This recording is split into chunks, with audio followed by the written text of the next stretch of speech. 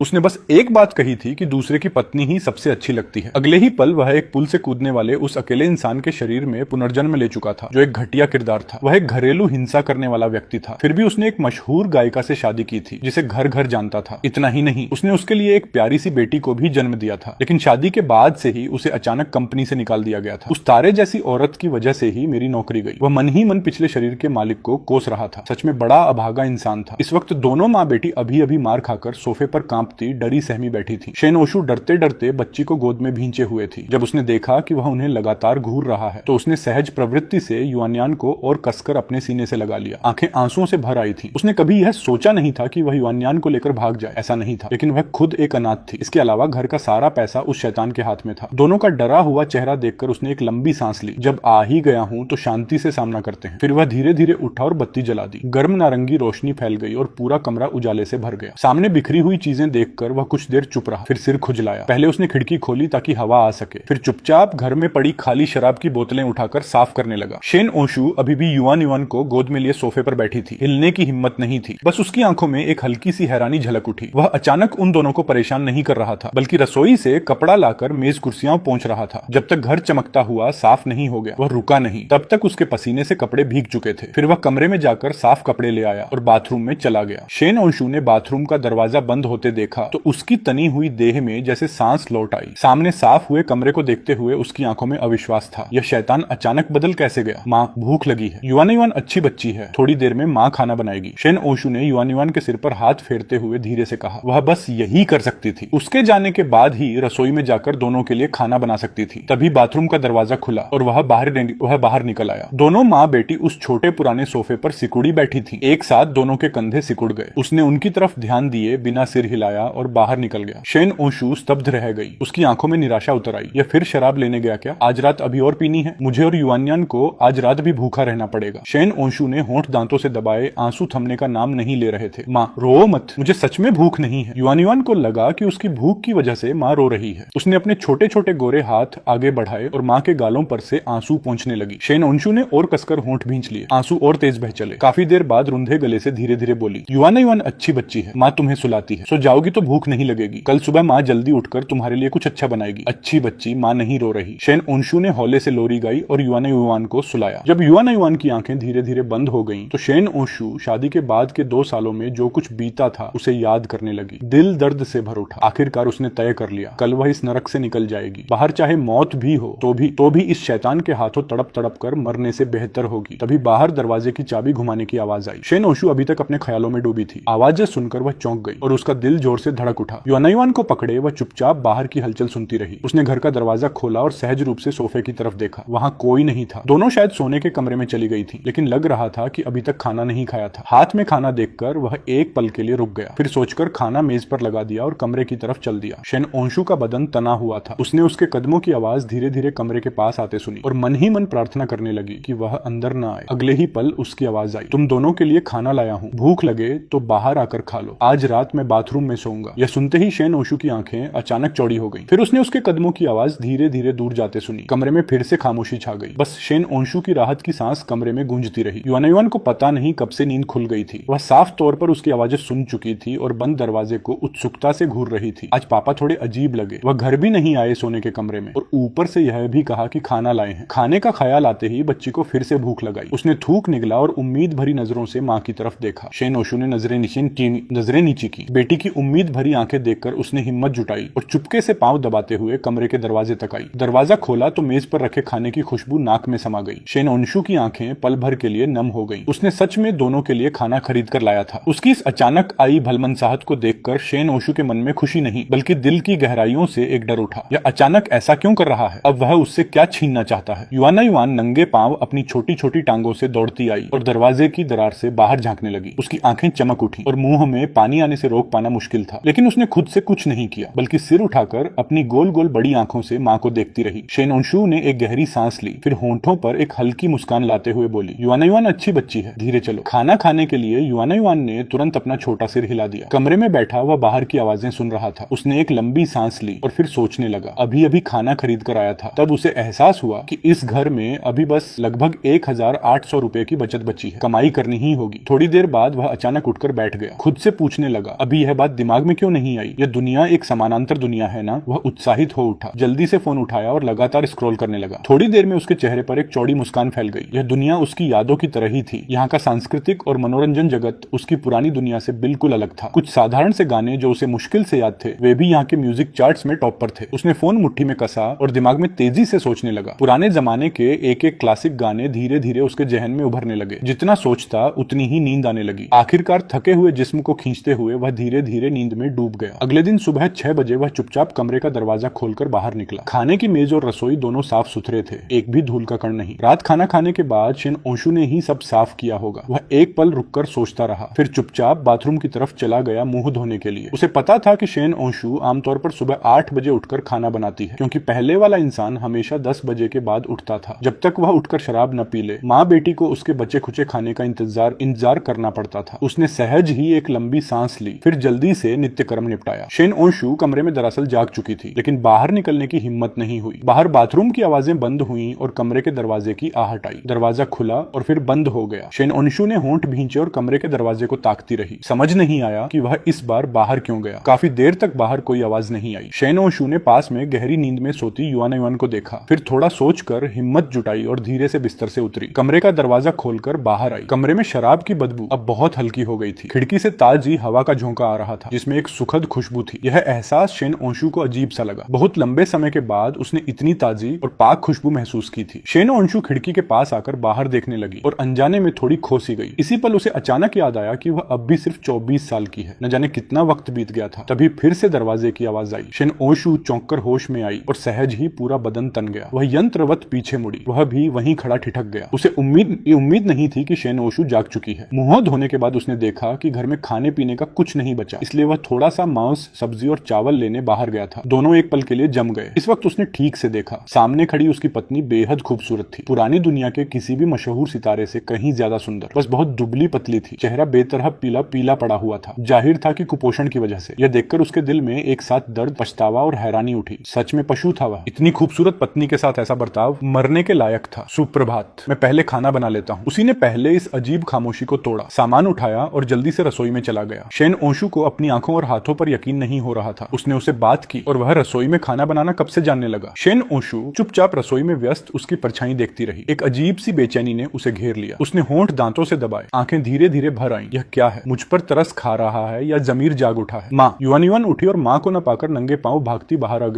गई। बाहर कदम रखते ही उसकी नन्ही नाक में खाने की महकती खुशबू आई। उसने सिर घुमाकर बड़ी बड़ी आंखों से रसोई की तरफ देखा। वह रसोई में था। उसने बच्ची को देखा तो मुस्कुरा दिया, लेकिन युआन युआन डरकर शेन ओशु की पीठ के पीछे छुप गई। उसने बेबसी से अपनी नाक सहलाई। थोड़ी देर में खाना तैयार हो गया। उसने दोनों को दूर खड़े देखा और बोला, जाओ मुंह हाथ धो लो, खाना खाने चलो। युआन युआन ने साफ तौर पर थूक निकला, लेकिन फिर भी नहीं हिली। शेन ओशु भी सामने का नजारा देख कुछ घबराई हुई थी। वह दरअसल थोड़ी उम्मीद लेकर आया था, लेकिन दोनों का यह सतर्क रवैया देखकर दिल की वह उम्मीद समंदर की गहराई में डूब गई। वह थोड़ी देर चुप रहा, फिर एक सांस लेकर बोला, तुम दोनों पहले खा लो। यह कहकर वह छोटे कमरे में चला गया। शेन ओशु नहीं हिली। उसने छोटे कमरे का दरवाजा बंद होते देखा, फिर बेटी की उम्मीद भरी आंखों पर नजर पड़ी। मन ही मन एक हल्की सांस ली। युआन युआन, चलो खाना खाते हैं। खाने की मेज पर उसका बनाया दलिया था, बिल्कुल लुभावना। साथ में 2 सब्जियां और एक छोटी कटोरी अंडे की भुर्जी। अंडे की भुर्जी देखते ही युआन युआन की आंखें चमक उठी। माँ, यह पापा ने युआन युआन के लिए बनाया है। शेन ओशु एक पल के लिए बोल न सकी। उसने बेटी की उम्मीद भरी नजरें देखी और आखिरकार सिर हिला दिया। युआन युआन की आंखें और भी खिल उठी। बेसब्री से चम्मच भरकर भुर्जी मुंह में डाली। पापा ने पहली बार खाना बनाया, बहुत अच्छा है। शेन ओशु चुपचाप खाती रही। अंदर से वह बहुत उलझी हुई और अनिश्चित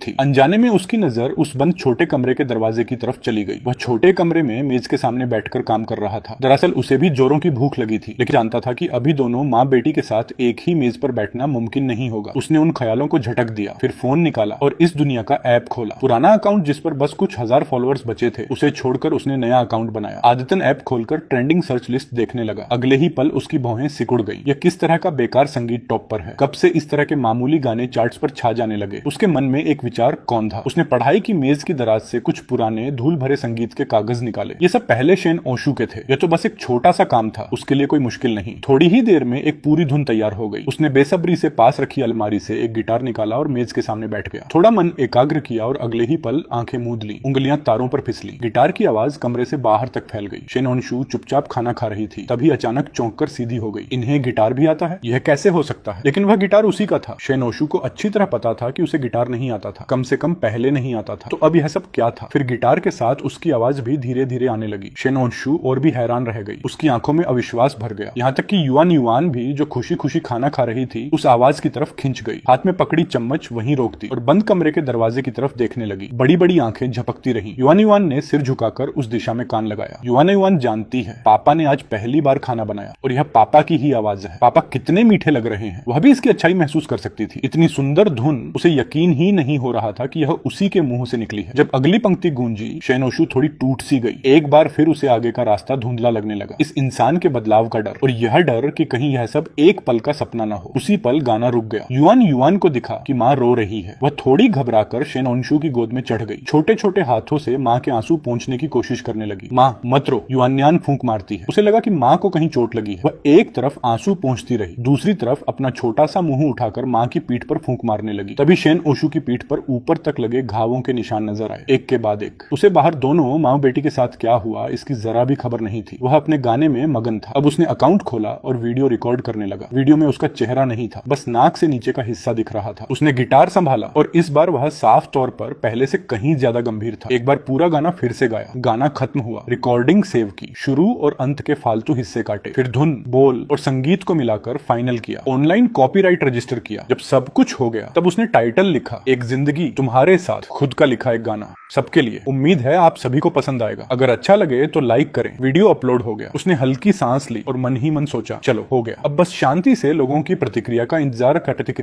करना है। यह गाना इस जमाने में एक बड़े हथियार से कम नहीं होगा। उसने गिटार वापस अलमारी में रख दिया। तब जाकर उसे अपने भूखे पेट का होश आया। न जाने दोनों का खाना हुआ भी या नहीं। इंतजार करना सच में मुश्किल था। आखिरकार पेट ने और मानने से इनकार कर दिया। उसने धीरे से कमरे का दरवाजा एक दरार भर खोला और चोर की तरह बाहर झांका। तभी उसने देखा कि शेन ओशू खाने की मेज छोड़कर उठ रही है। उसकी आंखें लाल थीं, जैसे अभी अभी रोई हो। उसने साफ तौर पर उसे देखा भी, एक पल को रुकी भी, लेकिन फिर बच्ची को लेकर जल्दी से मुख्य सोने के कमरे में चली गई। उसने चैन की सांस ली। कमरे का दरवाजा खोलकर मेज की तरफ आया। आखिरकार खाना मिला। मेज पर साफ तौर पर उसके लिए छोड़ा हुआ खाना देखकर मन में हल्की सी खुशी हुई। उसने दलिये का कटोरा उठाया और बड़े बड़े घूंट भरकर सब कुछ छट कर गया। बर्तन धोने के बाद कोई काम न था तो वह कमरे में एक चक्कर लगाने लगा। घर की साज सज्जा देखता रहा। यह 2 कमरे और एक हॉल वाला फ्लैट था। कुल 50 वर्ग मीटर। शादी से पहले दोनों ने मिलकर पैसे जोड़कर खरीदा था। घर का सामान तभी से जमा था और अब पुराना लगने लगा था। वह सिर हिलाकर उकताया हुआ वापस सोफे पर बैठ गया। सोचकर हैरानी हुई कि शेन ओशू छोटी बच्ची के साथ पिछले 2 सालों से इस माहौल में कैसे रही होगी। लगभग घर से बाहर निकले बिना यह किसी जेल से कम नहीं था। वह यह भी जानता था कि अभी एकदम से कुछ बदल पाना मुमकिन नहीं। बस सोफे पर सिकुड़कर फोन स्क्रॉल करते हुए ढूंढता रहा। परिवार को कैसे चलाएं, बच्चे को कैसे मनाएं, अच्छे बाप कैसे बने। इंटरनेट पर जवाबों की कोई कमी नहीं थी, इतने तरह तरह के कि वह सिर खुजलाने पर मजबूर हो गया। तभी मुख्य सोने के कमरे का दरवाजा अचानक खुला। उसने आवाज की तरफ देखा। एक छोटा सा सिर बाहर झांक रहा था। युआन ने सिर तिरछा किया। माँ जैसी बादाम आंखें गोल गोल हुई थीं और उत्सुकता से उसे देख रही थीं। उन चमकदार मासूम आंखों में इतनी भोलापन और सच्चाई थी कि उसका दिल पिघलने को आ गया। लेकिन युआन का छोटा सा चेहरा बहुत दुबला था, बिल्कुल माँ जैसा। थोड़ी और पुष्ट होती तो और भी प्यारी लगती। यह भी तो ठीक ही था। पहले दोनों माँ बेटी को बस बचा खुचा पुराना खाना मिलता था और जो बहुत पुराना हो जाता वह बच्ची खा भी नहीं पाती थी। पिछले मालिक ने कभी उन्हें पैसे नहीं दिए। भूखे भरे दिन काटते रहे। युआन को देखकर उसने सहज ही मुस्कुराना चाहा, लेकिन होंठ अभी उठे भी नहीं थे कि युआन डरकर जल्दी से दरवाजा बंद करके भाग गई। अंदर से शेन ओशू के बच्ची को समझाने की आवाज आई। उसकी मुस्कान चेहरे पर ही ठहर गई। अनजाने में उसने बेबसी से नाक सहलाई। वक्त चुपचाप गुजरता रहा। दोपहर हो गई। उसने फोन रखा और उठा। खाना बनाने का सोचा। ठीक उसी वक्त सोने के कमरे का दरवाजा खुला। शेन ओशू भावहीन चेहरे के साथ कपड़ों का एक ढेर लेकर बाहर निकली। उसने यह देखने की कोशिश ही नहीं की कि वह सोफे के पास खड़ा है। सीधे बाथरूम की तरफ चल दी। उसने साफ देखा कि बाहर निकलते वक्त उसका बदन थोड़ा अकड़ गया। वह कपड़े धोने जा रही है क्या? तभी याद आया, कल बदले हुए कपड़े अभी तक वॉशिंग मशीन में ही पड़े थे। यह सोचते ही वह भी जल्दी से बाथरूम की तरफ चल दिया। शेन ओशू अंदर से बहुत घबराई हुई थी। उसे उम्मीद नहीं थी कि वह अभी तक घर पर है। आमतौर पर इस वक्त वह दोस्तों के साथ बाहर शराब पी रहा होता। उसने उसके कदमों की आवाज अपनी तरफ आते सुनी और अंदर से और सिकुड़ गई। बदन थोड़ा कांपने लगा। मेरे कपड़े अभी तक मशीन में हैं, क्या मैं पहले निकाल सकता हूँ? शेन ओशू पीठ करके मशीन का दरवाजा खोल रही थी। थी। यह सुनकर वह चौंक गई, बदन सिहर गया। वह बाथरूम के कोने में सिकुड़ गई। जरा संभल कर वह रुक न सका और यह निकल गया। तब शेन ओशु को होश आया। यह उससे पूछ रहा था। उसकी नजरें उससे मिलाने की हिम्मत नहीं हुई। आप पहले ले लीजिए। उसने मुट्ठी और कस ली। हाथ भी थोड़ा कांप रहे थे। आंखों में गुस्सा और दर्द छुपाए नहीं छुप रहे थे। अभी उसने साफ देख लिया था। शेन ओशु की गर्दन के नीचे नीले लाल जख्मों के निशान थे। उसने मशीन से कपड़े निकाले और उसकी तरफ देखना बंद कर दिया। बस इतना कहा, थोड़ी देर में खाना बनाऊंगा। युआन युआन को बुला लेना खाने के लिए। युआन युआन सो गई है, थोड़ी देर बाद आप खुद जाकर बुला लेना। शेन ओशु और पीछे हट गई। पूरा बदन बेहद घबराहट में था। वह जानता था कि उसके वहां रहने से ही उस पर दबाव पड़ रहा है। उसने बेबसी से अपनी नाक सहलाई, मशीन से कपड़े निकाले और जल्दी से बालकनी पर सुखाने चला गया। फिर रसोई में घुस गया। बाथरूम में शेन ओशु कपड़ों का ढेर लिए वहीं खड़ी रही, तब तक जब तक रसोई में चूल्हा न जला। तब जाकर वह हड़बड़ाकर होश में आई। कांपते हुए कपड़े मशीन में डाले, लेकिन नजरें अनजाने में रसोई की तरफ खींचती रही। मन में बस एक ही सवाल, आखिर यह हो क्या गया है इसे। शेन ओशु ने सहज ही अपनी नाक सहलाई, फिर अचानक रुक गई। यह आदत इसे कब से हो गई। वह वहीं मशीन के सामने खड़ी रही और मशीन के घूमने की आवाजें सुनती रही। मन में उथल पुथल मची थी। जब कपड़े धुल गए तो उसने निकालकर बालकनी पर सुखाने लगाए। उधर रसोई में वह अभी भी व्यस्त था। युआन शेन ओशु के बुलाने का इंतजार नहीं कर पाई। वह खुद ही जाग गई। छोटे छोटे हाथों से अपनी बड़ी बड़ी आंखें मलते हुए नींद भगाई। अगले ही पल जब उसने देखा कि रसोई में वह काम में लगा है तो उसकी सुंदर बड़ी आंखें एकदम चमक उठी। फिर उत्सुकता से रसोई के दरवाजे की चौखट पकड़कर उसकी पीठ निहारने लगी। शेन ओशु ने कपड़े सुखाकर पलटकर देखा तो यह नजारा सामने था। छोटी सी युआन युआन उम्मीद भरी नजरों से रसोई में व्यस्त उसे देख रही थी। शेन ओशु का मन एकदम से टूट गया। वह जल्दी से पलटी और दीवार से पीठ लगाकर धीरे धीरे नीचे बैठ गई। दोनों हाथों से मुंह छुपाए खामोशी में आंसू बहाती रही। यह वह नजारा था जो उसने बहुत पहले खो दिया था, बस सपनों में दिखता था। इस बार भी वह उनके साथ खाने की मेज पर नहीं बैठा। खाना परोसकर जल्दी से बाहर चला गया। दरवाजे की आवाजें सुनते ही शेन ओशु ने हड़बड़ाकर आंसू पोंछे। उठकर युआन युआन को लेकर खाने की मेज पर आ गई। उसके मन में इस वक्त कितना कुछ उमड़ रहा था यह कोई नहीं जानता था, खुद वह भी नहीं। खाना सुबह जितना ही अच्छा था। बच्ची खुशी से अंडे की भुर्जी खाने लगी। दोनों माँ बेटी की यह शांत दोपहर दरवाजे की आवाज से टूट गई। सहज ही दोनों ने सिर उठाया। वह एक बड़ा सा थैला हाथ में लिए अंदर आया। युआन युआन सिकुड़कर शेन ओशु से चिपक गई। अंडे की भुर्जी की चम्मच अभी भी मुंह में थी। उसकी गोल गोल आंखें उसकी हर हरकत को ताकती रही। उसने नजरें नीची कर ली। डरी हुई दोनों माँ बेटी को देखने की हिम्मत नहीं हुई। बस सोफे के पास जाकर थैला रख दिया और बोला, तुम्हारे लिए थोड़ी मरहम लाया हूँ, लगाना याद रखना। और बेटी के लिए कुछ खिलौने भी लाया हूँ, नहीं पता उसे पसंद आएंगे या नहीं। मैंने देखा कि दूसरी बच्चियों के पास होते हैं तो सोचा इसके पास भी होने चाहिए। शेन ओशु ने कोई जवाब नहीं दिया। वह थोड़ी देर चुप रहा, फिर बोलता रहा, मैं जानता हूँ तुम मुझ पर यकीन नहीं करोगी, लेकिन कुछ बातें मैं फिर भी कहना चाहता हूँ। अब से मैं शराब नहीं पीऊंगा, तुम दोनों पर हाथ भी नहीं उठाऊंगा। अब से घर में चैन से रहो, इतना डरने की जरूरत नहीं। बच्ची अभी छोटी है, घर का यह माहौल उसके लिए ठीक नहीं। एक सांस में सब कह दिया। मन पर जो बोझ था वह थोड़ा हल्का हुआ। शेन ओशु का जवाब उसने नहीं मांगा, चुपचाप छोटे कमरे में चला गया। शेन ओशु उसकी पीठ को जाते हुए देखती रही। दरवाजा बंद हो गया। अब तो वह और भी नहीं जानती थी कि क्या कहे। एक ही दिन में इस इंसान का यह उलटा बदलाव, सतर्कता छोड़ पाना उसके लिए आसान नहीं था। उधर कमरे में उसका मन और भी भारी हो रहा था। आंखें लाल थीं, जाहिर था कि बाहर भी रो चुका था। काश वह यहाँ कभी आया ही न होता, तब उसे यह सब न जानना पड़ता। खासकर शेन ओशु के बदन पर वे गहरे जख्मों के निशान देखकर दिल इस कदर भारी हो गया था जैसे टूट ही जाएगा। वह सच में समझ नहीं पा रहा था कि कोई अपने ही घर वालों के साथ इतनी बुराई कैसे कर सकता है। उन दोनों ने खाना खाकर उसके लिए थोड़ा बचा कर रखा था, लेकिन जब वह कमरे से बाहर निकला तो देखा कि चाय की मेज पर रखी उसकी लाई हुई चीजें अभी तक खुली भी नहीं थी। उसने होंठ भींचकर एक लंबी सांस ली और चुपचाप बैठकर खाने लगा। तभी मुख्य सोने के कमरे का दरवाजा खुला। युआन युआन ने अपना छोटा सा सिर बाहर निकाला और उत्सुकता से उसे घूरने लगी। उसने झट से मुस्कुराया। इस बार युआन युआन डरकर भागी नहीं। उसका दिल थोड़ा हल्का हुआ। इस प्यारी सी बच्ची ने उसके भारी मन को थोड़ा ठीक कर दिया। उसने खाना रखा और जीवन भर की सारी कोमलता समेटकर धीरे से युआन युआन को पुकारा। उसकी आवाज सुनकर बच्ची का बदन हल्का सा कांपा, लेकिन वह पीछे नहीं हटी, बल्कि एक बार सोने के कमरे की तरफ देखा, जैसे वहां से हिम्मत मिली हो। फिर उसकी तरफ मुड़ी। एक बच्चे की कच्ची मासूम आवाज उसके होंठों से निकली, पापा। यह सुनते ही उसका पूरा बदन जैसे थम गया। आंखें फौरन भर आईं। यहाँ आने के बाद से अब तक की सबसे सुंदर आवाज थी यह। लेकिन युआन युआन ने अपना छोटा सा सिर तिरछा किया और उसे देखने लगी,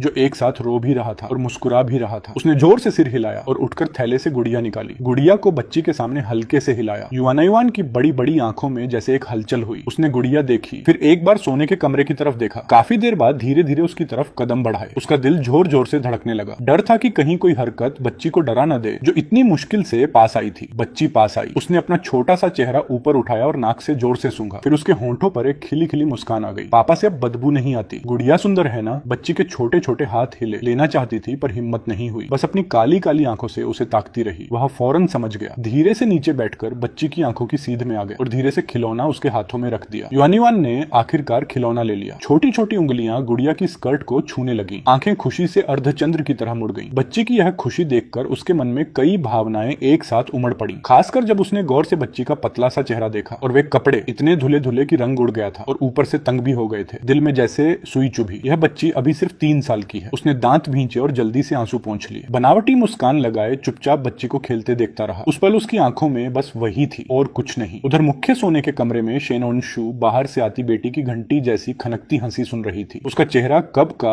आंसुओं से भीग चुका था। थोड़ी देर बाद युआन को नींद आ गई। उसने उसे कसकर गोद में उठाया। जाते जाते एक बार देखा, वह अभी भी बेवकूफों की तरह मुस्कुरा रहा था। वह पलटकर सोने के कमरे में भाग गई। उसे जरा भी अंदाजा नहीं था कि सिर्फ एक रात में उसका गाना एक जिंदगी तुम्हारे साथ पूरी तरह तूफान बन चुका था। उसी रात 10 बजे उसका वीडियो ट्रेंडिंग लिस्ट में 5वें नंबर पर आ गया था। उसी वक्त यूएनली एंटरटेनमेंट के हेडक्वार्टर में ऑपरेशन डायरेक्टर के दफ्तर का दरवाजा खटखटाया गया। एक टेक्निकल स्टाफ टैबलेट लिए हल्के पसीने में भीगा अंदर आया। डायरेक्टर यूएन, एक खास मामला है। एक वीडियो सिर्फ 2 घंटों में ट्रेंडिंग लिस्ट में 5वें नंबर पर पहुंच गया है। कौन सा बड़ा इन्फ्लुएंसर है जो स्कैंडल में फंसा? बड़ा इन्फ्लुएंसर नहीं, यह आज ही बना नया अकाउंट है और किसी भी तरह की बूस्टिंग के बिना बस एक गाने का वीडियो है। यह सुनते ही लीशिया का चेहरा बदल गया। उसने फौरन ट्रेंडिंग लिस्ट खोली और जो उसने देखा उसने उसे हैरान कर दिया। लड़की की आंखों में भाव और भी गहरे हो गए। यह तो पहले से चौथे स्थान पर आ गया। देखती हूँ यह कौन सा गाना है। गाना खत्म होने के बाद लीशिया पूरी तरह चुप हो गई। पहली बार उसने इतना अच्छा गाना सुना था। उसने तुरंत उसकी प्रोफाइल पर क्लिक किया, नाम देखा तो बात फान। इसके बाद उसने लियू यून को आदेश दिया, अभी इस वीडियो की एंगेजमेंट बढ़ाओ। कल तक यह सर्च ट्रेंडिंग में सबसे ऊपर होना चाहिए। लियू यून ने जोर से सिर हिलाया। उसे एहसास हो गया था कि उसने सही दांव लगाया है। उसके जाने के बाद लीशिया ने वह गाना एक बार और सुना। उसकी उंगलियां धीरे धीरे मेज पर थपथपाने लगी। कुछ देर बाद उसने फोन उठाया और उसे एक निजी संदेश भेजा, लेकिन उसे इस बात की कोई खबर नहीं थी। सुबह 5 बजे वह उठ गया। नित्य कर्म निपटाकर बाहर सुबह की कसरत के लिए निकल गया। यह शरीर उससे कहीं ज्यादा कमजोर निकला जितना उसने सोचा था। थोड़ी देर दौड़ते ही सांस फूल गई। दौड़ता रुकता फिर दौड़ता। 1 घंटे में मुश्किल से 5 किलोमीटर पूरे हुए। घर लौटते लौटते 7:30 बज गए। जैसे ही उसने दरवाजा धकेला, सामने से जुआन टकरा गई। वह अभी अभी मुंह धो रही थी। उसके उलझे बालों पर अभी भी पानी की बूंदें थी। उसे देखकर वह एकदम चौंक गई। वह एक पल रुका, फिर हल्की सी झिझक के साथ बोला, जुआन अभी सो रही थी क्या? तुम अंदर जाओ, मैं नहाकर खाना बनाता हूँ। कुछ खास खाना है? नहीं, कुछ भी चलेगा, तुम जो बनाओ, मैं अंदर जाती हूँ। यह कहकर वह जैसे भागती हुई कमरे में घुस गई और दरवाजा बंद कर लिया। वह बंद दरवाजे को देखता रहा, फिर बेबसी से कंधे उचका दिए। नहाने के बाद उसे वापसी की तलब महसूस होने लगी। लंबे समय से शराब पीने की आदत फिर से जागने लगी थी। वह खाना बनाते बनाते गर्म पानी के घूंट पीता रहा। तभी जुआन उठ गई। वह वो गुड़िया हाथ में लिए हुए थी जो उसने उसे दी थी। दरवाजे की चौखट से टिककर वह उसे देखने लगी। जैसे ही उसने मुड़कर देखा, वह छोटी सी बच्ची सामने थी। उसके चेहरे पर मुस्कान आ गई। जुआन सुबह क्या खाना है? बाबा बनाएगा। जुआन ने अपना छोटा सा सिर एक तरफ झुकाकर सोचा, फिर बोली, अंडे की स्टीम। जुआन को अंडे की स्टीम पसंद है तो वही बनाते हैं, उसने प्यार से जवाब दिया। हाथ बढ़ाया कि उसके छोटे से सिर को थपथपाए, लेकिन डर गया कि कहीं बच्ची घबरा न जाए। चुपचाप हाथ वापस खींच लिया। कोई जल्दी नहीं, धीरे धीरे ही सही। जुआन उसे अपना रही थी। इसी में उसे उम्मीद दिखती थी। उसका मन बहुत अच्छा हो गया। उस पल शराब की तलब और भूख दोनों जैसे गायब हो गए। तभी बाहर से हंसी और बातों की आवाजें आने लगी। वह बिस्तर पर लेटा था, साइलेंट मोड पर रखा फोन उठाया। वीडियो का हाल देखना था। फोन अनलॉक करते ही वह हक्का बक्का रह गया। इतने सारे नोटिफिकेशन। उसने घबराकर अपनी प्रोफाइल खोली। फॉलोअर्स की गिनती देखी, 10 लाख से ज्यादा। यह देखकर उसकी आंखें चौड़ी हो गईं। कांपते दिल से उसने वीडियो खोला। 20 लाख से ज्यादा लाइक्स, करीब 10 लाख कमेंट्स।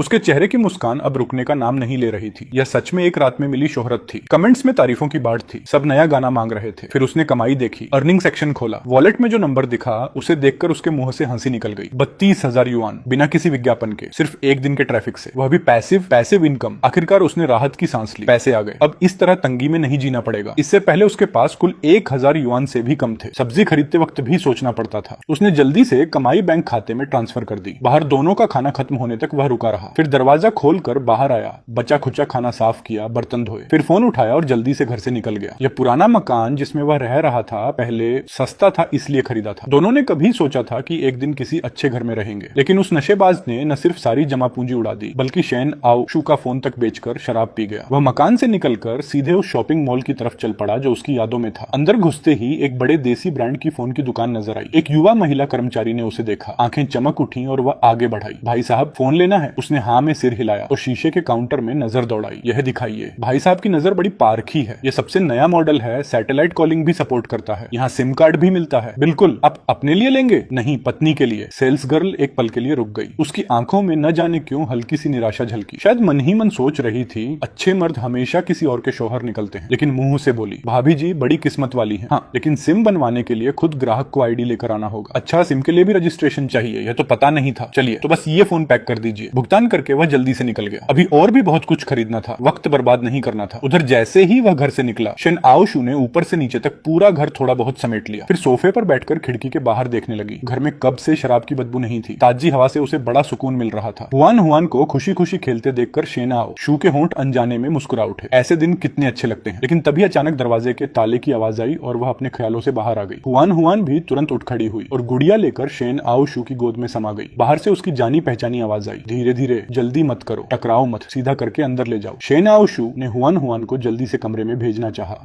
लेकिन उसकी आंखें खुद ही दरवाजे की तरफ मुड़ गईं। वहां वह था और एक अनजान मर्द के साथ मिलकर एक क्रीम रंग का बेंच से बुना हुआ सोफा अंदर ले जा रहे थे। उसने शेन आओशू को देखा तो उसकी आंखें खिल उठी, चेहरे पर खुशी साफ दिखी। अरे क्या तुम थोड़ा गर्म पानी ला सकती हो? इन मजदूर भाइयों को पिलाना है। शेन आओशू को बाहर के लोगों से मिलते जुलते काफी वक्त हो गया था। वह थोड़ा सकुचाई, फिर बोली, अभी लाती हूँ। उसके चेहरे की मुस्कान और गहरी हो गई, पसीने से तरबतर था पर ऊर्जा से भरपूर। इसके बाद वह और मजदूर नया सोफा अंदर ले आए और पुराना जर्जर सोफा बाहर निकाल दिया। फिर टीवी आया, फ्रिज आया और यहाँ तक कि सजावटी पेड़ पौधे भी। जैसे जैसे नया सामान आता गया, घर का रूप बदलता गया। कहा जाए तो बिल्कुल नया हो गया। पुराना सामान आखिर में उसने 800 युआन में बेच दिया। शेन आओशू के मन में थोड़ा दुख हुआ। वह सामान भले ही पुराना था पर काम का था। 800 में बेचना सच में बहुत कम था, लेकिन उससे भी ज्यादा उसके मन में यह सवाल था, इतने पैसे आए कहां से? उसके हिसाब से तो घर में अब तक चावल भी खत्म हो जाना चाहिए था। मजदूरों के जाने के बाद वह एक बड़ा सा थैला लेकर लौटा और बैठक में आकर अपने काम का नतीजा देखकर संतोष से बोला, अब कहीं यह घर जैसा लगता है। पसीना पोंछते हुए थैला नई चाय की मेज पर रखा और नरम सोफे पर धम्म से बैठ गया। रसोई के दरवाजे पर माँ बेटी दोनों वैसे ही खड़ी थी। हुआन हुआन माँ की जांघ थामे एक जिज्ञासु बच्ची की तरह झांक रही थी। यह देखकर उसकी आंखें खुशी से सिकुड़ गईं। अचानक उसे बड़ी तसल्ली महसूस हुई। उसने थैले में से एक बड़ा गुलाबी खिलौना निकाला और चाय की मेज पर रख दिया। लेकिन नजरें अब भी हुआन हुआन पर टिकी थी। स्वाभाविक ही हुआन हुआन की नजर फौरन उस खिलौने पर जा टिकी। उसने हाथ हिलाकर हुआन हुआन को बुलाया। आवाज में लाड़ भरा था, हुआन हुआन इधर आ देख तो, बाबा क्या लाया है? लेकिन हुआन हुआन तुरंत नहीं दौड़ी। उसने अपना छोटा सा चेहरा ऊपर उठाकर माँ की तरफ देखा। शेन आओशू ने होंठ हिलाए पर कुछ कहा नहीं। तब जाकर वह झिझकते हुए आगे बढ़ी। उसने फटाफट खिलौने की पैकिंग खोल दी। यह एक राजकुमारी का घर था। राजकुमारी का घर तो बिल्कुल बिखरा हुआ है। हुआन हुआन क्या बाबा के साथ मिलकर छोटी राजकुमारी का घर सजाएगी? हुआन हुआन की आंखें फौरन चमक उठी। उसका छोटा सा बदन और पास खिसकता गया। खिसकते खिसकते उसके पैरों से जा लगा। वह धीरे से मुस्कुराया और घर में से छोटी राजकुमारी की गुड़िया उठाई। फिर नखरे भरी आवाज में बोला, अरे छोटी राजकुमारी तो अभी तैयार भी नहीं है। बाबा को राजकुमारी को कपड़े पहनाना नहीं आता, इसलिए हुआन हुआन की मदद मांगनी पड़ेगी। यह कहते हुए उसने गुड़िया हुआन हुआन के सामने कर दी। बच्ची ने अपनी बड़ी बड़ी गोल आंखें झपकाई और धीरे धीरे अपना नन्हा सा हाथ आगे बढ़ाया। जैसे ही उसकी उंगलियां उसके हाथ में थामी गुड़िया से छुई, उसने मुस्कुराते हुए गुड़िया उसके हाथ में दे दी और अपने बड़े हाथ से उसका छोटा सा हाथ थाम लिया। वह नन्हा गर्म हाथ उसकी मुट्ठी में आ गया। उसके होंठों पर मुस्कान खिल उठी। उसने एक लंबी गुलाबी फ्रॉक उठाई। राजकुमारी को कपड़े पहनाने का काम हुआन हुआन को करना होगा। हुआन हुआन बाबा को सिखाएगी। हुआन हुआन ने उसकी हथेली की गर्माहट महसूस की, गुड़िया को देखा, फिर उसकी बेचारगी भरी शक्ल देखी और अचानक हंस पड़ी। बाबा कितने बेवकूफ हैं, हुआन हुआन सिखाएगी। बच्ची हंसी तो उसके छोटे छोटे सफेद दांत चमक उठे। वह उसके पैर से टिककर बड़े ध्यान से गुड़िया को फ्रॉक पहनाने लगी। वह भी हंसने लगा। वह विनम्रता से बच्ची के निर्देश मानता रहा और राजकुमारी को कपड़े पहनाना सीखता रहा। उस पल वह छोटा सा कमरा अचानक बहुत रोशन हो गया। उसने सिर उठाया तो शेन आओशू को वहीं खड़े ठिठके देखा। उसके बदन पर हल्के नीले रंग की वह कमीज थी जो रंग उड़ उड़कर पुरानी हो गई थी। उस पल वह अजीब तरह से आंखों को भली लग रही थी। अचानक उसे कुछ याद आ गया। एक ख्याल कौन था? यह तो मैचिंग जोड़ा था ना। जब हुआन हुआन 2 साल की हुई थी, शेन आओशू ने चुपके से उसकी पीठ पीछे ये खरीदा था। नतीजा ये हुआ कि उस कपड़े की वजह से उसकी पिटाई हुई। फोन भी बिक गया। वह पल याद आते ही उसी पल वह एकदम चुप हो गया। अगले ही क्षण उसका मन उलट पलट हो गया। वह उठा, मुंह दबाकर भागते हुए वॉशरूम में घुसा और बेतहाशा उल्टियां करने लगा। अब उसे समझ आया कि जब किसी इंसान में थोड़ी भी शराफत हो और वह किसी दूसरे की नजर से अपने ही किए हुए गुनाहों को देखे तो कितनी भयानक घिन और गुस्सा जागती है। इस अचानक हुई हलचल ने बाहर माँ बेटी दोनों को डरा दिया। शेन आओशू इतनी घबरा गई कि उसकी रूह कांप उठी। वह फर्श पर बैठ गई और एक हाथ से हुआन हुआन को छाती से लगा लिया। हुआन हुआन भी माँ की गोद में और सिमट गई। दोनों डर रहे थे कि कहीं यह बाबा जो अभी उल्टी करके बाहर आएगा पहले की तरह अचानक उन पर चिल्लाने और मारने न लगे। कुछ देर बाद वह लड़खड़ाते हुए वॉशरूम से बाहर आया। उसकी आंखें पूरी तरह लाल हो गई थीं। शेन आओशू और हुआन हुआन को डरे सहमे देखकर उसका दिल और भारी हो गया। पेट अब भी मरोड़े खा रहा था, लेकिन उसने अपनी तकलीफ दबाई और धीमी कमजोर आवाज में बोला, माफ करना, तुम दोनों डर गए ना, मुझे बस बस थोड़ा अच्छा नहीं लग रहा था। यह सोचकर कि वह इस राक्षस के जिस्म में रह रहा है, उसे ऐसा लगा जैसे हजारों चींटियां उसके बदन पर रेंग रही हूं। उन दोनों की आंखों में अब भी सतर्कता भरी थी। उसने एक भारी सांस ली और चुपचाप रसोई की तरफ बढ़ गया। हुआन हुआन अभी खेलकर थकी नहीं होगी, थोड़ी देर और खिलाओ उसे, मैं खाना बनाता हूँ। शेनाओ शू उसके चेहरे की प्रोफाइल को ध्यान से देखती रही, जाना पहचाना भी और अजीब तरह से अनजाना भी। आखिर में उसने सिर हिलाया। हुआन हुआन को गोद में लेकर सोफे पर बैठ गई। हुआन हुआन ने चुपके से अपना छोटा सा सिर बाहर निकाला। जब देखा कि वह बाबा अब भी वही प्यारा बाबा है तो उसके छोटे से चेहरे पर फिर से मुस्कान लौट आई। जब तक खाना तैयार नहीं हो गया, खाने की खुशबू पूरे कमरे में फैल गई। लेकिन शेन आओशू ने देखा कि खाना मेज पर रखकर वह चुपचाप छोटे कमरे में चला गया। उसके होंठ हल्के से हिले, लेकिन कुछ कह न सकी। खाते वक्त हुआन हुआन छोटा सा चम्मच मुंह में दबाए अचानक माँ से पूछ बैठी, माँ बाबा हमारे साथ खाना क्यों नहीं खाते? शेन आओशू धीरे धीरे एक टुकड़ा चबा रही थी। यह उसका सबसे पसंदीदा पकवान था। उसे तीखा पसंद नहीं था, इसलिए बहुत लंबे से यह नहीं खाया था। बेटी का सवाल सुनकर उसकी नजर अनायास कमरे की तरफ उठी, फिर उसने सिर मोड़ लिया। होंठों पर एक उखड़ी उखड़ी मुस्कान आई, जैसे बसंत की धूप में कोई फूल मुरझाया हो। वो इसलिए कि बाबा और माँ दोनों अभी तैयार नहीं है। बच्ची समझी नहीं। उसकी छोटी छोटी भौहें और सिकुड़ गईं और उधर कमरे में वह बिल्कुल खोया हुआ बैठा था। वह बार बार खुद को समझाता रहा कि यह उसकी गलती नहीं है, लेकिन इस सच्चाई को बदल नहीं सकता था कि इस जिस्म का असल मालिक वही था जिसने यह सब किया। इस बेबसी में वह बस फोन निकालकर वीडियो स्क्रॉल करने लगा ताकि मन को कहीं और लगा सके। उसका वीडियो ट्रेंडिंग चार्ट पर अब भी जमा हुआ था। कमेंट्स में सब नया गाना मांग रहे थे। तभी बाहर से बर्तन धोने की आवाज आई। उसने फोन रखा और बाहर आ गया। खाने की मेज पर उसके लिए खाना लगा हुआ था। शेनाओ शू रसोई में बर्तन धो रही थी। हुआन हुआन सोफे पर नया खिलौना लेकर खेल रही थी। उसे बाहर आते देख हुआन हुआन पहले जैसी नहीं डरी, बल्कि हल्के से मुस्कुरा दी। वह पास गया और उसके छोटे से सिर को प्यार से सहलाया। तभी शेन आओ ओशू रसोई से बाहर आई और देखा कि वह उसे एकटक देख रहा है। वह फौरन तन गई। उसके दोनों हाथ घबराहट में कमीज का दामन थामने लगे।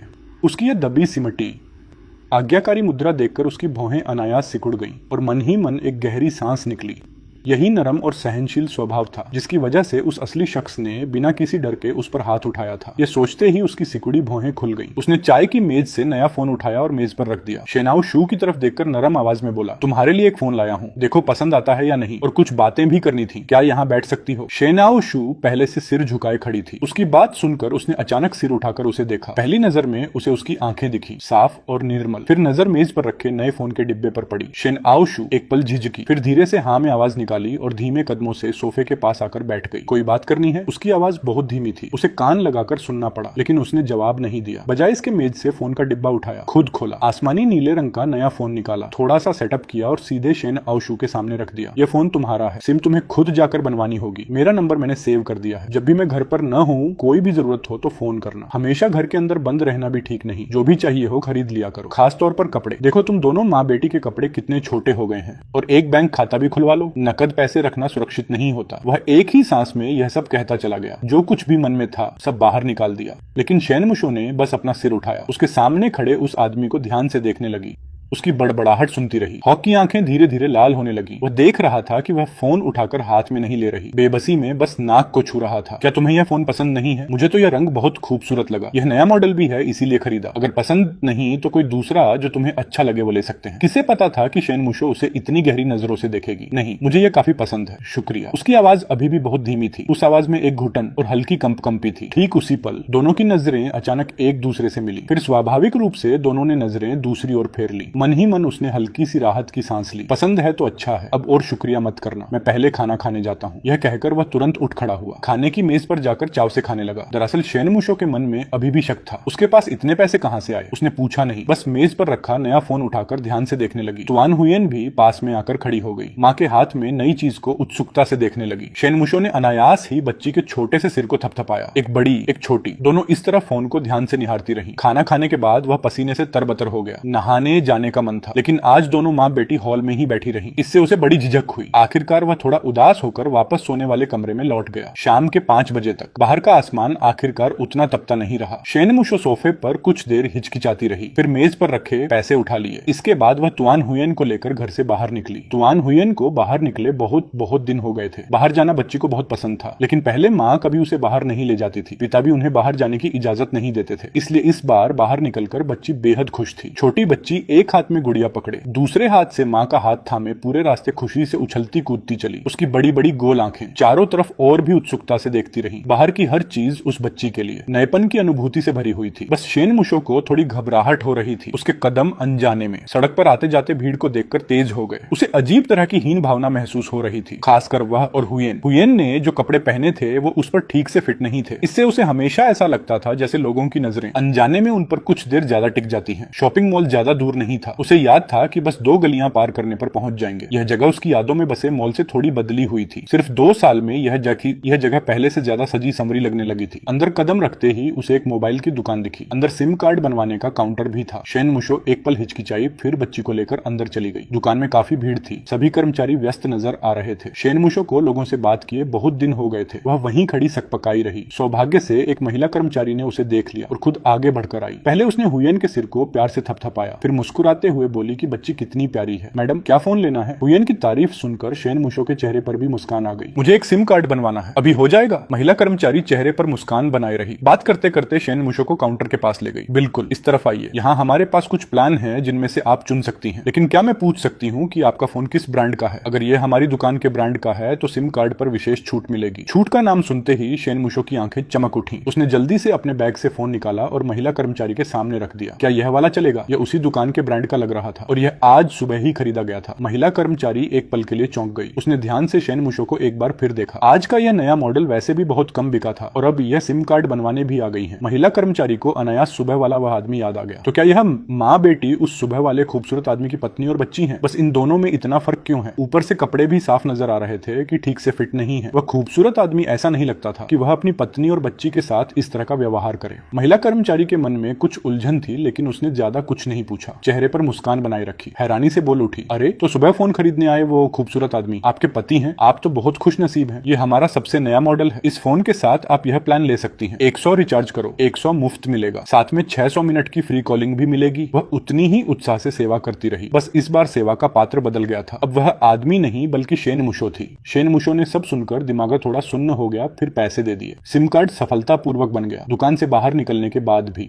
उसके दिमाग में उस कर्मचारी की उत्साही आवाज गूंजती रही। लेकिन उसने कहा था कि वह एक अच्छा आदमी है। शेन मुशो सच में उससे कहना चाहती थी कि ऐसे अच्छे आदमी को वो खुद घर ले जाए। सिम कार्ड खरीदने के बाद शेन मुशो एक बैंक खाता भी खुलवाने गई। हाथ में जो भी पैसे थे सब उसमें जमा करवा दिए। सिम कार्ड बनवाने का खर्च निकालने के बाद 4900 बचे थे। इस बार उस आदमी ने उसे 5000 दिए थे। फोन और बैंक कार्ड लेकर बैंक से बाहर निकली। शेन मुशो ने आसपास की ऊंची ऊंची इमारतों को देखा। अचानक उसे लगा जैसे वह फिर से जी उठी हो। अब वह बच्ची को लेकर यहाँ से जा सकती है। इन पैसों के सहारे कोई काम ढूंढ सकती है, खुद को और बच्ची को पाल सकती है, यहाँ तक कि अपने सपनों को फिर से पूरा करने की कोशिश भी कर सकती है। माँ हुयेन को एक आइसक्रीम मिल सकती है। वह एकदम से चेत गई। हुयेन अभी भी उसका हाथ थामे पास में खड़ी थी। उसकी बड़ी बड़ी गोल आंखें थोड़ी दूर स्थित आइसक्रीम की दुकान को टकटकी लगाई देख रही थी। बच्ची के मुंह के कोने से लार तो बहने ही लगी थी। शेन मुशो मुस्कुरा दी। वह मुस्कान बड़ी ही मासूम और खिली खिली थी। ठीक है, लेकिन सिर्फ एक ही लेना, वरना छोटा पेट दर्द करने लगेगा। हुयेन को माँ सबसे ज्यादा प्यारी है। माँ बेटी आखिरकार बाहर निकल ही आई थी। उधर वह आराम से नहा धोकर तरोताजा हो गया और उसे जरा भी अंदाजा नहीं था कि बाहर गई शेन मुशो शायद अब वापस न लौटे। नहाने के बाद उसने आज रात का खाना बनाना शुरू किया। हमेशा की तरह 2 सब्जी और 2 नमकीन व्यंजन वाला मेन्यू।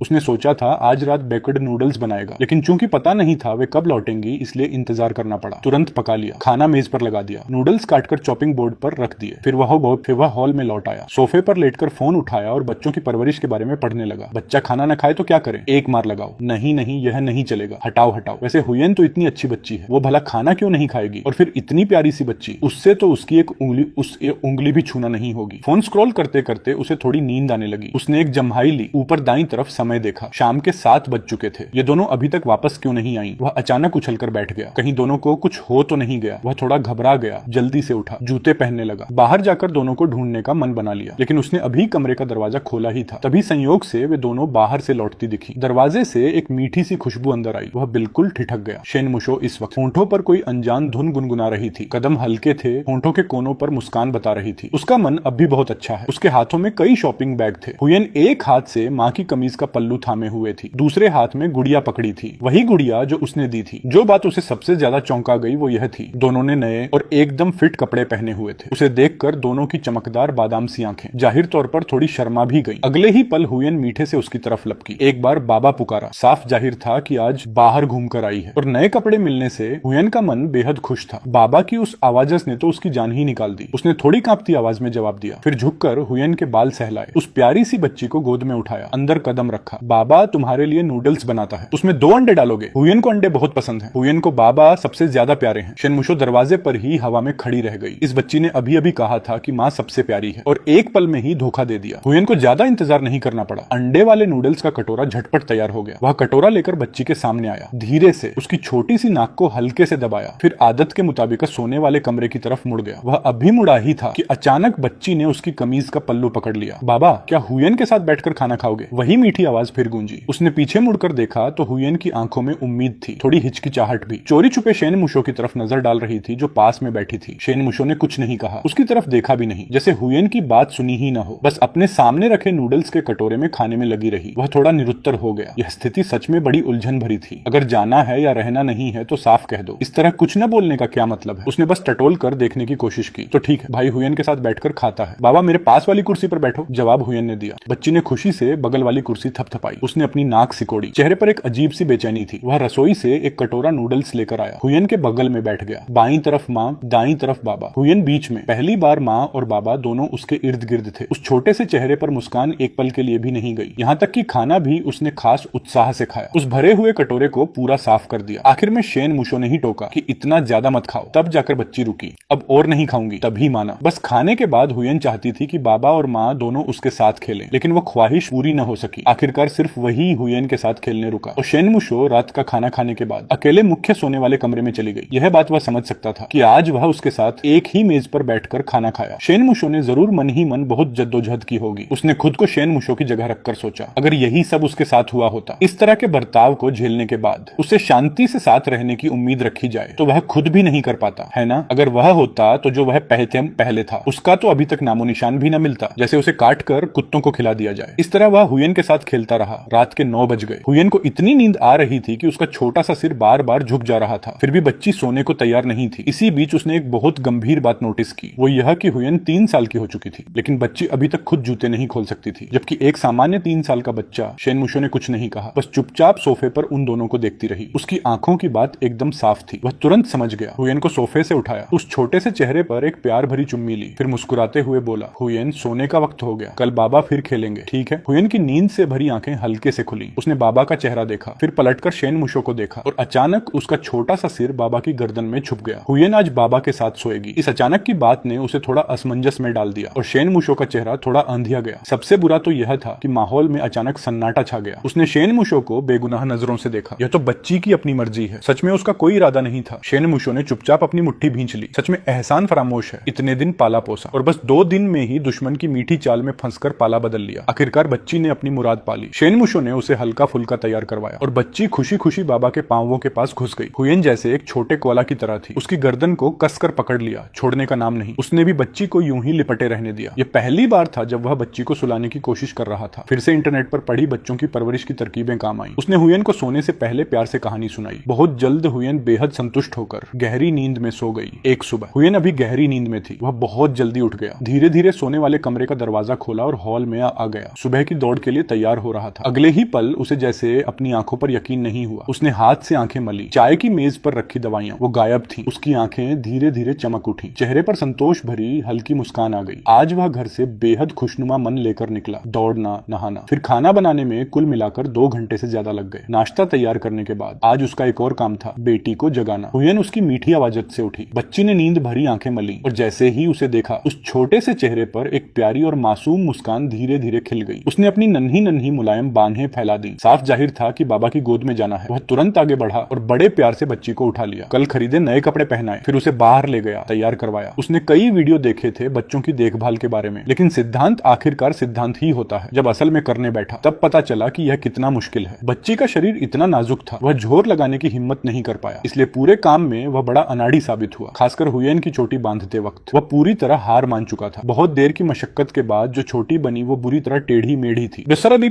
बाबा तो बड़े बेवकूफ हैं। हुयेन ने आईने में अपनी टेढ़ी चोटी देखी और छोटे छोटे होंठ चिढ़ाते हुए बोली।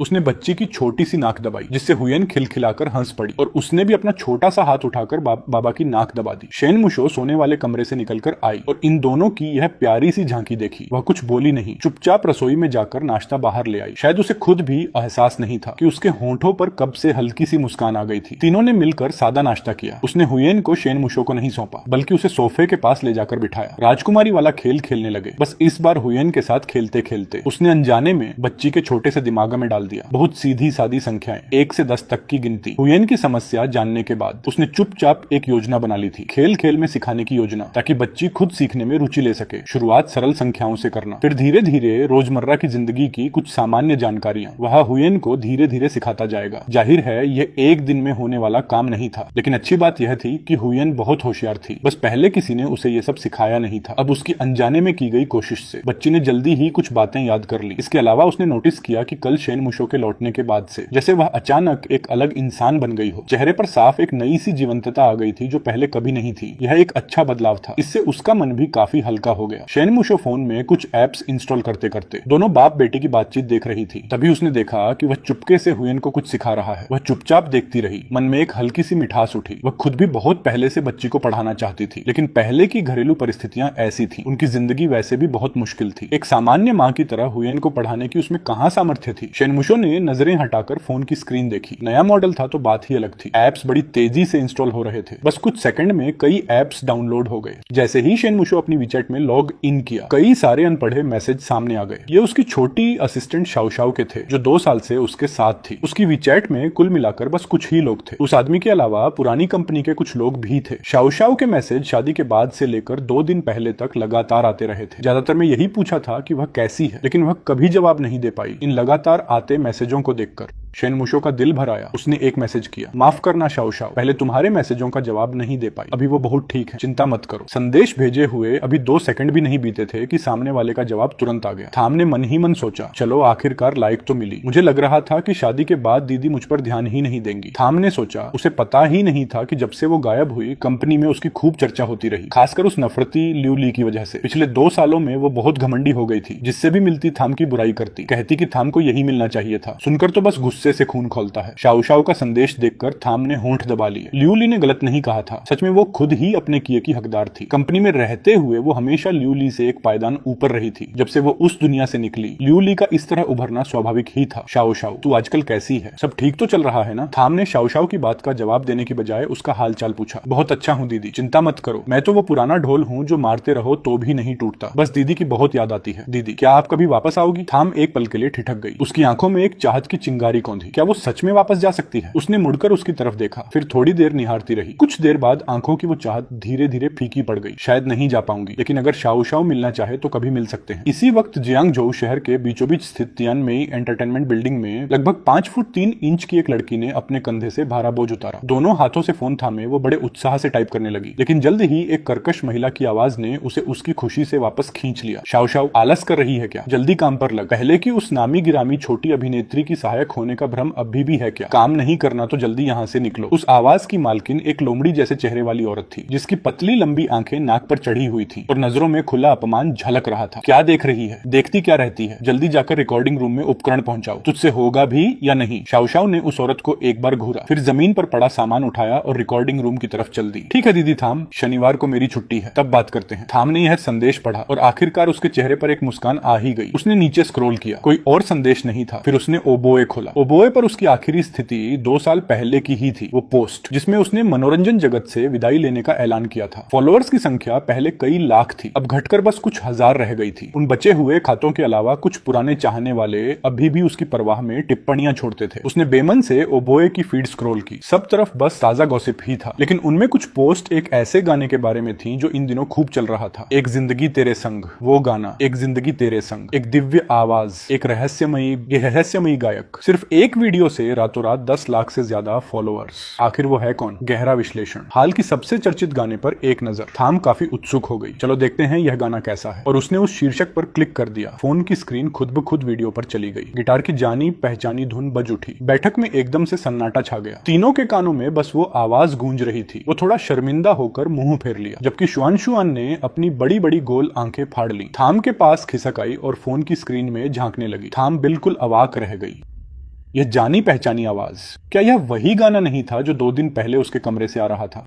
तो उस दिन वो वीडियो रिकॉर्ड कर रहे थे। शुआनशुआन ही सबसे पहले बोली। उसने अपनी छोटी सी उंगली स्क्रीन की तरफ उठाई। पहले थाम को देखा, फिर बोली, ये पापा हैं, फोन में पापा हैं, मेरे पापा हैं। थाम ने उसके छोटे से सिर पर हाथ फेरा। अब जाकर उसे समझ आया, इसीलिए उनके पास इतने पैसे थे कि मनपसंद चीजें खरीद सके। लाइक्स तो पहले ही 10 लाख पार कर चुके थे। तो बात यह थी, शुआनशुआन ने अपने दोनों छोटे हाथों से पापा का चेहरा थाम लिया। उन बड़ी बड़ी चमकती आंखों में एक अजीब सी रोशनी थी। मासूम आवाज में बोली, पापा बहुत मीठा गाते हैं। शुआनशुआन भी गाना चाहती है। उसकी दोनों नरम हथेलियां उनके गाल पर टिकी थी। उनकी नजरें धीरे धीरे पिघलने लगी। उन्होंने भी अपने बड़े हाथों से बिटिया का छोटा सा चेहरा थाम लिया। शुआनशुआन को भी गाना पसंद है क्या? शुआनशुआन ने अपनी बड़ी आंखें सिकोड़ ली और बिना एक पल की झिझक के जवाब दिया। मुस्कान और भी खिल गई। ठीक है, तो पापा शुआनशुआन को गाना सिखाएंगे। शुआनशुआन पहले याद कर लो, फिर हम दोनों मिलकर फोन में गा सकते हैं। ठीक है। शुआनशुआन बार बार अपना छोटा सा सिर हिलाती रही, फिर खुशी से उनकी तरफ झुककर गाल पर एक जोरदार चुंबन दे दिया। इनाम पाकर वो खिलखिला उठे। बिटिया की चमकती निगाहों के बीच वो तुरंत सोने के कमरे की तरफ दौड़ गए और गिटार उठा लाए। वापस आकर सोफे पर बैठ गए। गिटार के तार कसते हुए मुड़कर देखा तो थाम और शुआनशुआन दोनों उन्हें ही एकटक देख रही थी। उनका चेहरा अनायास ही हल्का लाल हो गया। फिर उन्होंने धीरे से तारों पर उंगलियां फेरी। आज पापा शुआनशुआन के लिए एक खास लोरी बनाएंगे। पापा पहले एक बार गाकर सुनाएंगे, फिर पापा एक लाइन गाएंगे, शुआनशुआन भी उसके पीछे एक लाइन दोहराना। शुआनशुआन ने खुशी से सिर हिलाया। उसके छोटे से चेहरे पर उत्सुकता साफ झलक रही थी। इस गाने का नाम है हिम्मत का विस्फोट। शुआनशुआन ध्यान से सुनना। इतना कहकर उन्होंने धीरे से तारों पर उंगलियां फेरी। बैठक में एक हल्की सी धुन गूंज उठी। शुआनशुआन की लय पकड़ने की काबिलियत गजब की थी। वो अपना छोटा सा सिर धुन के साथ झुलाने लगी। वो भी उसके साथ झूमने लगे। पूरे बदन को संगीत में डुबो दिया। थाम ने देखा कि बाप बेटी की हरकतें बिल्कुल एक जैसी थीं। उसकी नजरें धीरे धीरे कोमल हो गईं। उसके होंठों पर एक हल्की मुस्कान आ गई। वो खुद भी अनजाने में दोनों की लय में बह गई। पहली बार पूरा परिवार इस तरह खुशी के समंदर में डूबा था। उस पल तो जैसे पूरा कमरा भी चमक उठा। गाने की तान के साथ शुआनशुआन ने अपनी छोटी सी मुट्ठी भींच ली और सुपर हीरो वाली पोज बना ली। उसी वक्त उन्होंने गिटार एक तरफ रख दिया और बिटिया के साथ वही पोज बना ली। फिर उन्होंने अपनी उंगली बढ़ाकर शुआनशुआन की नाक को धीरे से छुआ। शुआनशुआन उनकी गोद में सिमट गई। उसके दोनों छोटे हाथ उनकी गर्दन से कसकर लिपट गए। पापा, शुआनशुआन को ऐसे वाले पापा पसंद है। पापा पहले जैसे मत बनना। शुआनशुआन की मुलायम आवाज उनके कानों में गूंजी। उनका मुंह हल्का सा खुल गया। आंखों में अचानक आंसू भर आए। उन्होंने शुआनशुआन को कसकर सीने से लगा लिया, अपना चेहरा उसके कपड़ों में दबा लिया। पापा अब कभी ऐसे नहीं होंगे। आवाज भारी थी पर उसमें एक पक्का इरादा था। थाम इस वक्त उनका चेहरा नहीं देख पाई क्योंकि उसके खुद के गालों पर आंसुओं की धारा बह रही थी। फिर भी उसके चेहरे पर मुस्कान थी। वो जानती थी कि वो पुराने दिन अब कभी नहीं लौटेंगे, कभी नहीं। पर सबसे पहले अपने आप को संभाला तो उन्होंने ही। गिटार एक किनारे रख दिया। शुआनशुआन को अपने कंधे पर बैठा लिया। शुआनशुआन, अब तुम और मम्मा दोनों मिलकर गाना सीखो। पापा एक लाइन गाएंगे, तुम भी पापा के पीछे एक लाइन गा सकती हो ना? शुआनशुआन ने झट से हाँ कर दी। उसके बाद का वक्त बाप बेटी के गाना सीखने सिखाने में बीत गया। पूरी सुबह भर दोनों की आवाजें बैठक में गूंजती रहीं। दोनों को गाने में डूबा देख थाम चुपचाप रसोई में चली गई और दोपहर का खाना बनाने लगी। बस उसका हाथ साफ नहीं था उनके जैसा। खाने की मेज पर शुआनशुआन बार बार यही कहती रही कि आगे से पापा का बनाया खाना खाऊंगी। थाम को जलन से आंखें लाल हो गईं। मन ही मन और भी कुड़न हुई। इस बेशर्म बच्ची को बस 2 दिन में ही खरीद लिया इन्होंने। इस घर का माहौल उन्हें बहुत सुकून दे रहा था। यही तो होनी चाहिए एक असली परिवार की रंगत। शुआनशुआन बहुत जल्दी सीखती थी। बस 3 दिन में ही उसने पूरा गाना हिम्मत का विस्फोट कंठस्थ कर लिया। शुआनशुआन की जिद पर उन्होंने उसका वीडियो बनाकर प्लेटफॉर्म पर डाल दिया। वीडियो में शुआनशुआन ने गुलाबी राजकुमारी वाली फ्रॉक पहनी थी। सिर पर बड़ा सा तितली वाला रिबन बंधा था। उसका नन्हा सा बदन धुन के साथ झूम रहा था। बेहद प्यारी लग रही थी। वीडियो बनाते वक्त उनके चेहरे पर फूल सी मुस्कान खिली हुई थी। पूरे चेहरे पर लिखा था कि यह मेरी बेटी है। गर्व और नाज से भरे हुए थे। थाम एक तरफ खड़ी तमाशा देख रही थी। अचानक उनका चेहरा देखा तो हंसी रोकते रोकते सांस ही अटक गई। पहली बार देखा था उन्हें इस रूप में। इन 3 दिनों में उनके अच्छे बर्ताव की वजह से थाम और उनके बीच की दूरी काफी कम हो गई थी। सबसे बड़ी बात यह है कि थाम अब खुद से उनसे 2-4 बातें कर लेती थी। किसी को क्या पता था कि इस अकाउंट का दूसरा वीडियो एक बच्चों का गाना होगा। गाना फिर भी उन्हीं का लिखा था, उतना ही मीठा। था। प्लेटफॉर्म के एक बड़े अधिकारी ल्यूयुन की नजर इस वीडियो पर तुरंत पड़ गई। पूरा वीडियो देखने के बाद उन्होंने बिना एक पल की देरी किए इसे अधिकतम ट्रैफिक दे दिया। इतनी प्यारी नन्ही सी बच्ची और इतना मीठा गाना। ल्यूयुन के चेहरे पर नानी जैसी मुस्कान आ गई, होंठ कान तक खिंच गए और देखते ही देखते प्लेटफॉर्म पर तहलका मच गया। एक जिंदगी तेरे संग की धूम अभी पूरी तरह ठंडी भी नहीं पड़ी थी कि हिम्मत का विस्फोट का तूफान आ गया। इस बार वीडियो की धूम पहले से भी कहीं ज्यादा जबरदस्त थी। बस एक दोपहर में ही 50 लाख लाइक्स आ गए। कमेंट्स की संख्या तो बेहिसाब थी। इसी वजह से रात को उन्हें एक बार फिर फोन साइलेंट मोड पर रखना पड़ा। वो सोफे पर बैठे कमेंट सेक्शन बड़े चाव से पढ़ते रहे। थकान का नामो निशान नहीं था। कमेंट सेक्शन में तो हर कोई जुगाड़ी था। वो लगातार स्क्रॉल करते रहे। अगर मेरी भी ऐसी बेटी होती तो किसी भी रंग बिरंगे लड़के को 100 कोस के दायरे में भी नहीं फटकने देता। यह सबसे ज्यादा लाइक वाला कमेंट था। एक शनिवार की सुबह वो दौड़ लगाकर लौटे तो पसीने से तरबतर थे। घर में घुसे तो थाम को देखा जो नई खरीदी हुई पतली सी नाइटेड ड्रेस पहने बाथरूम से निकल रही थी। वो जाहिर तौर पर अभी अभी नहाकर आई थी और बाल सुखा रही थी। भाप की गर्मी से उसका छोटा सा चेहरा गुलाबी हो रहा था। दोनों एक दूसरे को देखते रह गए। उनके मन में एक शेर कौंधा, साज सज्जा से परे, कमल जैसी निर्मल सुंदरता। थाम के लिए इस वक्त यही सबसे सटीक था। उन्हें इस तरह बेवकूफों जैसे घूरते देख थाम ने बेसाख्ता अपने हाथ सीने पर रख लिए। उसका चेहरा धीरे धीरे लाल होता गया, यहाँ तक कि कान की लौ भी सुर्ख हो गई। वैसे तो दोनों की शादी को 2 साल से ज्यादा हो गए थे, लेकिन यह पल बिल्कुल किसी नए आशिक जोड़े जैसा था। थाम ने खुद को संभालते हुए उन्हें कुछ कहा और बेडरूम की तरफ बढ़ गई, पर उसके कदम खुद ब खुद तेज हो गए। उन्होंने सीधा सा जवाब दिया। थाम ने कुछ और नहीं कहा, भागती हुई बेडरूम में चली गई जैसे कोई पीछे पड़ा हो। वो बेबस मुस्कुराए, मन में उठते ख्यालों को झटका और गुनगुनाते हुए बाथरूम में घुस गए। नहाना, खाना बनाना, युवान युवान को जगाना, यही 3 रोज के काम थे। जब उन्होंने बेडरूम का दरवाजा धकेला तो युवान युवान अभी भी गहरी नींद में थी। उसका छोटा सा मुंह थोड़ा सा खुला था और वो उनके बड़े से बिस्तर पर हाथ पैर फैलाकर पसरी हुई थी। कुछ दिनों के ढंग के खाने पीने और सोने की वजह से युवान युवान का रंग पहले से कहीं ज्यादा गुलाबी और तंदुरुस्त हो गया था। दुबली तो अभी भी थी, लेकिन चेहरे पर रौनक साफ दिख रही थी। वो बिस्तर के किनारे बैठकर थोड़ी देर उसे देखते रहे, फिर झुककर उसकी नाक को हल्के से छुआ। युवान युवान उठो, खाना खाने चलो। बिस्तर पर पड़ी नन्ही बच्ची ने छोटे से होंठ फुलाए, आंखें धीरे से खुली। जब उन्हें देखा तो दोनों गाल उस नन्ही बच्ची के होंठ खुद ब खुद मुस्कान में खिंच गए। फिर उसने धीरे धीरे अपने छोटे छोटे हाथ आगे बढ़ाए और उनकी गर्दन से लिपट गई। पापा, नन्ही आवाज में मनुहार भरी थी। वो मुस्कुराए, बच्ची को उठाया और बेडरूम से बाहर ले आए। वॉश बेसिन के सामने रखी छोटी सी स्टूल पर उसे बैठा दिया। 2 दिन पहले से ही उन्होंने उसे खुद मुंह धोना और दांत साफ करना सिखाया था। वो पास खड़े रहे, टूथपेस्ट लगाकर ब्रश दिया और तौलिया पकड़ाया। युवान युवान बड़ी होशियार थी। उन्होंने बस 2 दिन सिखाया और वो यह काम खुद करने लगी। ठीक उसी वक्त थाम भी बेडरूम से बाहर आई। उसने अपने लंबे बालों को पीछे से ऊपर उठाकर एक छोटी सी जूड़ा बना ली थी। इस अंदाज में थाम को देखकर उनकी आंखें अनायास चमक उठी। उन्होंने मन ही मन सोचा, यही तो है 20 साल की उम्र की असली रवानी। बस थोड़ी और भरी भरी होती तो और भी खूबसूरत लगती। थाम के मन में हल्की सी घबराहट थी। गाल गुलाबी हो रहे थे। घर में पहली बार उसने इस तरह से संवरने की कोशिश की थी। पता नहीं अच्छा लग रहा है या नहीं। उसने नजर उठाई और देखा कि वो युवान युवान की देखभाल में लगे हैं। चुपचाप खाने की मेज पर आकर बैठ गई। अभी उनकी आंखें एक पल के लिए चमकी थीं, तो इसका मतलब अच्छा ही लग रहा होगा। रुको, मुझे उनकी नजर की परवाह क्यों करनी चाहिए। थाम ने मुंह फुला लिया। बेमन से चम्मच से कटोरे में हलचल करने लगी। वो सच में खुद से ही नाराज थी। इसी बीच वो युवान युवान को तैयार करा के ले आए। युवान युवान अपनी जगह बैठ गई। मीठी सी आवाज में एक बार मम्मा बुलाया, फिर अपना छोटा सा चम्मच उठाया और सामने रखे सुनहरे कद्दू के दलिये को परोसने लगी। आज क्या आप मम्मा और मेरे साथ बाहर चल सकते हैं। वो सिर झुकाए खाने का आनंद ले रहे थे कि अचानक थाम की यह बात सुनकर रुक गए। सिर उठाकर थाम को देखा। चेहरे पर सवाल था। थाम ने सिर हिलाया। उनकी तरफ नहीं देखा, लेकिन कान की लौ सुर्ख हो चुकी थी। बिल्कुल, उन्होंने बड़े उत्साह से हाँ कर दी। रास्ते में उन्होंने एक टैक्सी रोकी। आज सब शहर के बीचों बीच स्थित ईदा चौक पर जाने वाले थे। थाम और उसकी सहायक झाओ शाओ शाओ से वहीं एक बुलबुल चाय की दुकान पर मिलने का तय था। उनके साथ और युवान युवान को लाने की वजह बस यही थी कि झाओ शाओ शाओ उस नन्ही बच्ची से मिलना चाहती थी। पिछले 2 दिनों से युवान युवान उनकी परछाई बन गई थी। हर वक्त उनसे चिपकी रहती थी, इसलिए वो भी बस बच्ची की वजह से साथ आ गए। 2 साल बाद वो फिर अपनी दीदी थाम से मिलने वाली थी। झाओ शाओ शाओ का मन उत्साह से भरा था। वो पहले से कुछ कप बुलबुल चाय खरीदकर अपनी जगह पर बैठ गई थी और दुकान के दरवाजे पर नजरें टिकाए हुए थी। झाओ शाओ शाओ और थाम ने 1.5 साल साथ काम किया था। दोनों सगी बहनों जैसी थी। थाम ने हमेशा उसका बहुत ख्याल रखा था। बस अफसोस यह था कि बाद में थाम उनके साथ रहने लगी। उसे समझ नहीं आता था कि दीदी उस नकारे आदमी के साथ क्यों रहना चाहती थी। सोचती रही, पर कोई जवाब नहीं मिला। उस वक्त थाम को समझाने की कोशिश भी की थी, लेकिन दीदी की जिद पक्की थी। किसी की एक न सुनी। झाओ शाओ शाओ इन्हीं ख्यालों में डूबी थी कि अचानक वो जानी पहचानी शक्ल दिखी। एक नन्ही सी गुड़िया का हाथ थामे वो उछलती कूदती दुकान में दाखिल हो रही थी। उसकी आंखें चमक उठी। वो खड़ी हो गई और हाथ हिलाते हुए चिल्लाई, दीदी थाम, यहाँ हूँ मैं। थाम ने आवाज सुनी। मुड़कर देखा तो झाओ शाओ शाओ हाथ हिला रही थी। उसके चेहरे पर खिलखिलाहट रोके न रुकी। शाओ शाओ वैसी की वैसी है, उतनी ही चुलबुली और खुले दिल वाली। पास आई तो खुशी के साथ साथ दोनों की आंखें हल्की नम हो गई। इतने अरसे बाद मिली थी, जज्बातों पर काबू रखना मुश्किल था। झाओ शाओ शाओ ने थाम को ध्यान से देखा। आंखें और लाल हो गई, होंठ फूल गए। दीदी थाम, तुम इतनी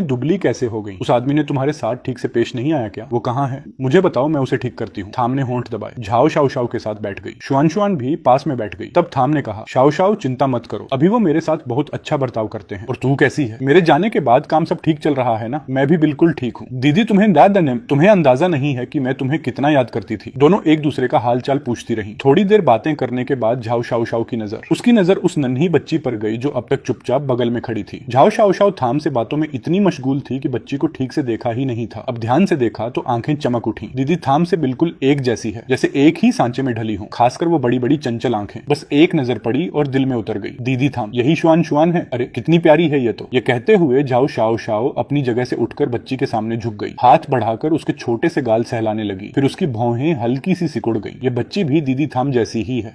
दोनों इतनी दुबली। झाओ शाओ शाओ के मन में इस वक्त गुस्से की आग भड़क रही थी। उसे पूरा यकीन था कि उस नकारे आदमी ने दीदी थाम और इस बच्ची के साथ अच्छा सलूक नहीं किया होगा। जितना सोचती उतना गुस्सा बढ़ता जाता।